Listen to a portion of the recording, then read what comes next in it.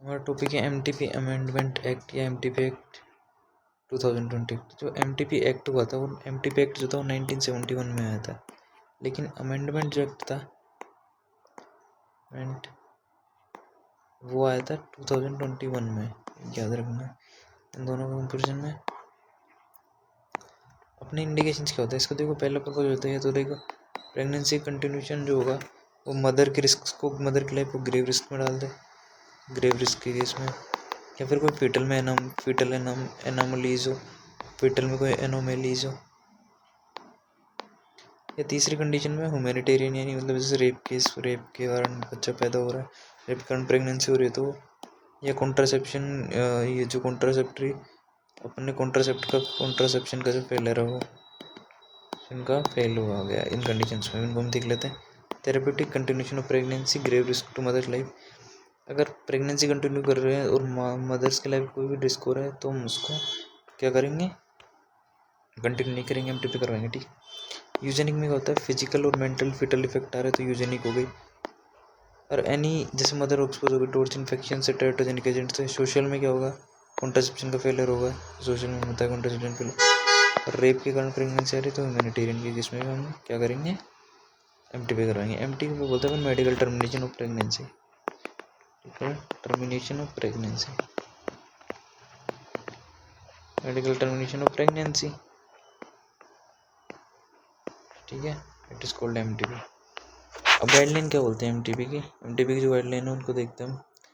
Guideline से बोलते हैं कि जो 0 वीक से 20 वीक्स तक का अगर कोई की गेस्टेशनल एज क्या होती है, जो मतलब फीटस का यूट्रस के अंदर जो बच्चा ग्रोथ करता है उसको बोलते हैं गेस्टेशनल एज। अगर 0 वीक्स से 20 वीक्स तक का कोई भी अंदर फीटस है, ठीक है, तो उसका एमटीपी के लिए एक डॉक्टर की ओपिनियन चाहिए होगी खाली। ठीक है, अगर 20 वीक्स से 24 वीक्स तक का कोई भी फीटस है तो 2 डॉक्टर की ओपिनियन चाहिए। और 24 वीक से फुल टर्म बर्थ में करवा रहे अगर एमटीपी तो मेडिकल बोर्ड का अप्रूवल होना चाहिए। जी, एमटीपी की रिक्वायरमेंट हो गई। एमटीपी ऑथराइज इंस्टीट्यूशन पे होनी चाहिए, जो गवर्नमेंट द्वारा ऑथराइज है कि इसमें एमटीपी हो सकती है। एलिजिबिलिटी होती है एमटीपी के लिए, कोई एलिजिबिलिटी अब नहीं तो बढ़ेगी, एक डॉक्टर की ओपिनियन चाहिए। अब एक डॉक्टर की ओपिनियन तो चाहिए यहाँ पे 0 to 20 वीक्स के लिए एक डॉक्टर की ओपिनियन तो चाहिए। लेकिन पता है इशू ये है कि इसका भी एक रिक्वायरमेंट होगी। 0 to 20 वीक्स में कौन कौन करा सकता है, जैसे अगर फेलर ऑफ कॉन्ट्रासेप्शन की वजह से हो रहा है तो करवा सकते हो। लेकिन 0 to 24 वीक्स में 2 डॉक्टर की ओपिनियन चाहिए। ओपिनियन में 2 डॉक्टर चाहिए। और किन किन केस में हो सकती है, ह्यूमैनिटेरियन केस में, माइनर या मेंटल इलनेस है, इंसिस्ट और रेप हो, इंसिस्ट और रेप हो। इंसिस्ट मतलब जो रिलेटिव जोन में अगर इंटरकोर्स हो। मास डिजास्टर टाइम्स में कर सकती है। चेंज इन मैरिटल स्टेटस, किसी ने किसी और से शादी कर ली और बच्चा किसी और का है तो मैरिटल स्टेटस में चेंज हो रहा है तो भी जो होता है एमटीपी कर सकते हो। फिटल में कोई एनोमलीज है, फिटल एनोमलीज, ये सब पढ़े थे, ये सारे केस उसके हैं। एमटीपी को ह्यूमैनिटेरियन में स्टार्टिंग में पढ़ा था। इसके अलावा हमने पढ़ा था कि फिटल एनोमलीज उसमें पढ़ा था, फेलियर ऑफ कॉन्ट्रासेप्शन उसमें पढ़ा था। बस याद रखना, जो फेलियर ऑफ कॉन्ट्रासेप्शन है वो स्टार्टिंग में इसमें 1 डॉक्टर की ओपिनियन रिक्वायरमेंट होती है, 20 वीक से पहले होता है। इसके अलावा फुल टर्म के लिए क्या रिक्वायरमेंट होती है, सबसे पहले तो मेडिकल बोर्ड का अप्रूवल तो चाहिए। सब्सटेंशियल फीटल एनोमलीज में तो बच्चे के अंदर कोई एनोमलीज है तो उनके इसमें हम करवा सकते हैं। अभी गेस्टेशनल एज का क्राइटेरिया कोई ज़रूरी नहीं इसको हम फॉलो करें। अगर कोई भी इमरजेंसी कंडीशन है तो इमरजेंसी जो होती है वो इंडिकेशन एमटीपी के लिए हमेशा इंडिकेशन होती है। इमरजेंसी जो होती है वो ऑलवेज इंडिकेशन हमेशा इंडिकेशन रहेगी एमटीपी के लिए, क्योंकि मदर की लाइफ को फीटस और मदर में से हम किसको सेलेक्ट करेंगे, हम सेव करेंगे मदर को। किसको सेव करेंगे, मदर को हम सेव करेंगे हर केस में। ठीक है, ऑलवेज मदर को ही सेव करेंगे हम। कंडक्शन ऑफ एमटीपी का कंडक्शन करना गवर्नमेंट इंस्टीट्यूशंस में या एनी ऑथराइज बाय कमेटी, कोई भी इंस्टीट्यूशन जो ऑथराइज हो कमेटी से या कमेटी के द्वारा ऑथराइज हो। क्वालिफिकेशन क्या होनी चाहिए एमटीपी के लिए क्वालिफिकेशन होनी चाहिए, पहले तो ओप्स का एनएम क्या होना चाहिए, तो पीजी होना चाहिए। ओप्स का एनएम पीजी हो, या फिर 6 मंथ की इंटर्नशिप कर रखी उसने, या फिर 6 मंथ की क्या कर रखी हो, इंटर्नशिप कर रखी हो, 6 मंथ की इंटर्नशिप कर रखी हो उसका। या फिर आप दूसरा केस है कि आपका एक्सपीरियंस है 1 ईयर का, 1 ईयर एक्सपीरियंस होना चाहिए, 1 ईयर का एक्सपीरियंस होना चाहिए। ओप्स का ही नहीं, 1 ईयर का एक्सपीरियंस होना चाहिए। और एक केस में आपको ये होना चाहिए आपने 25 MTP केस असिस्ट कर रखे हो प्लस 5 से ज़्यादा सक्सेसफुल MTP करवा रखे हो इंडिपेंडेंटली। तो देखो वही रजिस्टर्ड मेडिकल प्रैक्टिशनर की एलिजिबिलिटी क्या है, फिर तो डिप्लोमा PG डिग्री होनी चाहिए, 6 मंथ की इंटर्नशिप होनी चाहिए, 1 साल का एक्सपीरियंस होना चाहिए, 25 MTP केस सोल्व करने चाहिए और 5 से ज़्यादा केस इंडिपेंडेंटली सोल्व होने चाहिए।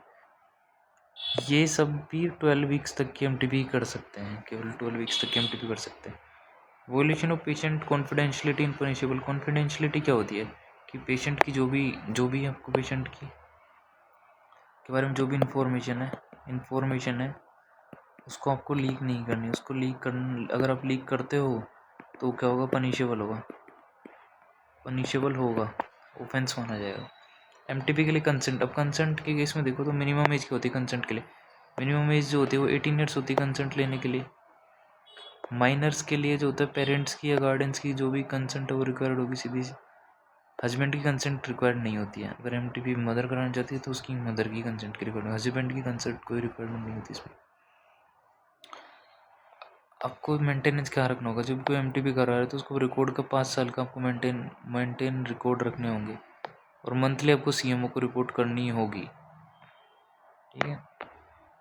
और ये कुछ इलीगल अबॉर्शन मेथड्स है, कुछ इतना इंपॉर्टेंट नहीं, आगे पढ़ लेते हैं। जैसे लोकल वायलेंस हो गई, जनरल वायलेंस और अबॉर्टिफेशिएंट्स, GIT रिटेंट जैसे कैस्टर, केराटोपिस, MGSO4, genito urinary, cantharides, turpentine, ecbolics uterine contraction को बढ़ा देंगे। इसके अलावा मेंस्ट्रुअल ब्लड फ्लो बढ़ाने वाले जैसे बोरेक्स, ओस्ट्रोजन, निमोनिक बहुत से याद रख सकते हैं, systemic millet, copper, mercury, iron. वॉलेंट exercise, cupping. अब इसमें क्या था, कपिंग में क्या होता है कि इसको कप और लिटिल कैंडल, जैसे कोई भी जैसे ह्यूमन बीइंग है ये ऐसे, तो हम इसके क्या करेंगे, जो उसका एब्डोमेन है, ये मान लो एब्डोमेन है, इसके ऊपर हम क्या रखेंगे, कप रख देंगे, उसके अंदर एक कैंडल जला देंगे, तो क्या होगा, प्रेशर बढ़ेगा, तो ये ये क्या होगा, ऐसे सक्सेशन होगा, और शक करेगा प्रेशर, तो यहाँ पे क्या होगा, ऑक्सीजन क्या हो जाएगा, ऑक्सीजन कम हो जाएगी, ऑक्सीजन कम हो जाएगा तो क्या होगा, मेम्ब्रेन जो भी फीटल की मेम्ब्रेन होंगी उनका क्या होगा, डिसरप्शन होगा, मेम्ब्रेन टूट जाएगी तो क्या होगा, एबॉर्शन हो जाएगा ऑब्वियसली। कप और little candle is use as vacuum और एब्डोमेन एक्सटिंग्विश ऑक्सीजन। एक्सटिंग्विश का मतलब है कि वो वहाँ से ऑक्सीजन को ख़त्म कर देगा, तो फोर्सफुली ऊपर की तरफ आएगा कप, जिससे क्या होगा, मेम्ब्रेन का सेपरेशन होगा और एबॉर्शन हो जाएगा। चलो लोकल वेनेस कहते हैं कि सिरिंजिंग, जैसे अगर सोप वाटर, अब इसी केस में आपने क्या सोप वाटर एक इंजेक्शन लिया, उसमें आपने डाला सोप वाटर डाला और उसको आपने इंजेक्ट कर दिया इसके एब्डोमेन में, तो क्या होगा, सोप वाटर क्या करेगा, सीधी सी बात है, यूटेराइन में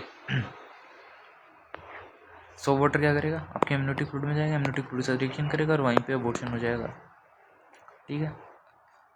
अबॉर्शन स्टिक, जैसे प्लांट डिलिटेंट डाला, यूटेराइन कॉन्ट्रैक्शन बढ़ा देगा, और रप्चर ऑफ मेम्ब्रेन्स, मेम्ब्रेन का रप्चर कर दिया, dilation of cervix, slippery embark डाला, स्लिपरी एम्बार्क की मतलब पेड़ से मिलता है, इसमें क्या करता है, सारे मॉइस्चर को खींच लेगा, इसका वो सर्विक्स डायलेट हो जाएगा, सर्विक्स डायलेट हो जाएगा तो अपना अबॉर्शन हो जाएगा, क्या हो जाएगा, अबॉर्शन हो जाएगा।